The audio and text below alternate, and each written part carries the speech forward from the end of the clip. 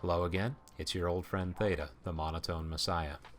My first Q&A video was pretty popular, and quite a few people told me they wanted to see a regular series with Q&A, so we're going to try running with my original idea of Q&A Fridays.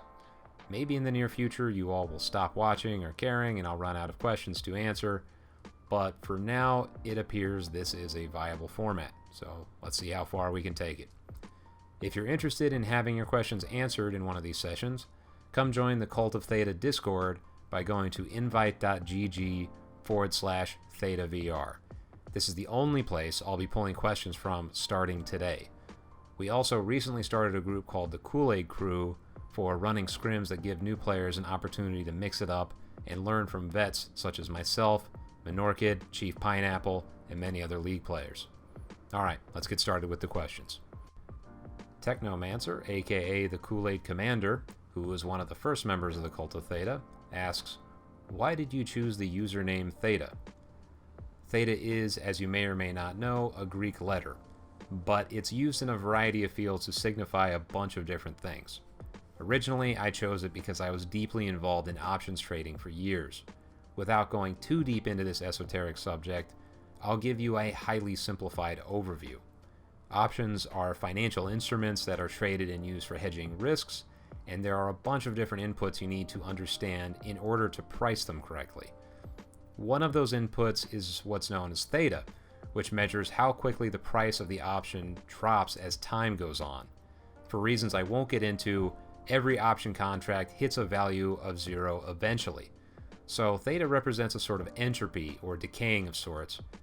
Depending on how you trade options, theta is either your friend or your enemy, which I've always thought was a lot like life. You either make time your friend or make time your enemy. There's something poetic about that, in my opinion. Theta is also the variable used to measure angle in trigonometry, and angle is critical not only in first-person shooters like Onward, but martial arts and many sports as well. So the competitor in me enjoys that aspect. Theta waves are also a form of brainwave that is often associated with deep relaxation and meditative states, which fits nicely with both my overall demeanor and what my voice does to people. Okay, next question. Dyslexic Dazzler asks, what qualities do you think differentiate teams that go on to Diamond/Master versus teams that stay, for example, in Gold? That's an excellent question, and I could go on for hours about the specifics here. But in the name of preserving time, I'll try to give you a compact answer that gets at the kernel of what you're looking for. There are a few factors that come into play here. First of all, the best teams know how to not only play well together, but compete well together. I've spoken about this before. Competing itself is a skill, and that skill has to be refined at both the individual and team level. You need to learn how to compete, tame your own tilt, etc., and then you need to find ways to develop that skill as a unit as well. The best teams know how to zone in on what matters during a competition and succeed regardless of what is thrown at them. A lot of teams that I'd call good never make the transition to great because they don't work on this element. They turn into collections of good individual contributors who collectively fail because they don't know how to work together or keep their cool as a unit when things don't go their way. Secondly, a lot of teams underestimate how damaging their bad habits will be each time they move up. There are different spheres to this game, just like any deeply competitive game, and each one in some sense represents its own metagame that you need to adapt to. A lot of what you can get away with at Bronze will get you wrecked in the Silver or Gold tiers, and a lot of what you can get away with at those tiers will get you wrecked in the Diamond or Master tiers. With each step up, you need to, in some sense, rewire your game plans and how you play. Mistakes become more and more painful as you move up, and you need to focus constantly on fixing your bad habits if you want to survive. The best teams are absolute predators when it comes to spotting mistakes and taking advantage of them. The last point I'll bring up is just a simple lack of preparation. Again, you can get away with a lot at the lower levels, and that includes not practicing, not scrimming, not planning, not doing homework on your opponents, and so on.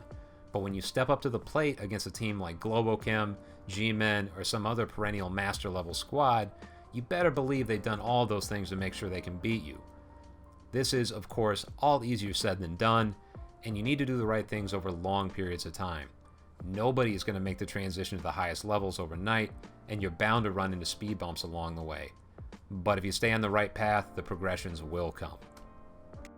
On to the next one. Master Shadow 50 asks, what's your favorite map? That's hard to pick, but if I had to pick just one, if you put a gun to my head, I'd probably say Downfall. The size of the map and the large number of open spaces you need to cross forces you to think and coordinate much more than other maps, in my opinion. This means it's very unforgiving, but it's also the most satisfying to win on. In many ways, it is what separates the pros from the amateurs, and I don't know, I personally like that kind of challenge. Another question down. Okay, so both Novice Mercury and Technomancer asked, what are your favorite non-Onward games? Technomancer asked about my favorite non-VR title as well, so I'll lump that in there too. First of all, I rarely play pancake games anymore, so the only non-Onward games I ever play now are VR games. And the only other game I play with any regularity is Iron Wolf VR, which I play with Mono and a few other people. It's a game where you and up to 3 friends run a World War II era submarine and try to sink ships. To say it's intense is an understatement. I think of it almost like a multitasking simulator because of all the systems you have to manage at once, but it's also a ton of fun. We usually end up getting sunk and laughing all the way to our watery deaths, especially when Chief is in the captain's position. My favorite non-VR game of all time is a very old adventure game called Grim Fandango.